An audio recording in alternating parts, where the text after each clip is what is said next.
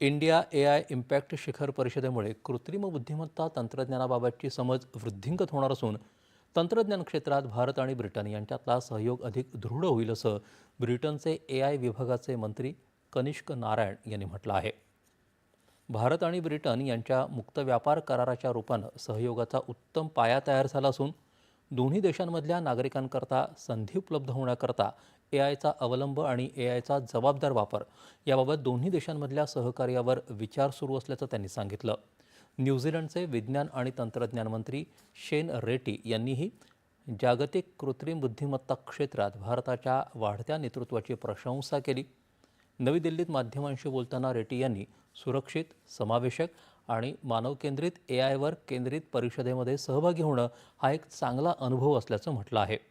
कृत्रिम बुद्धिमत्ता क्षेत्रात न्यूझीलंड भारतासोबत सहकार्य करण्यासाठी उत्सुक आहे असंही त्यांनी म्हटलं आहे. पंतप्रधान नरेंद्र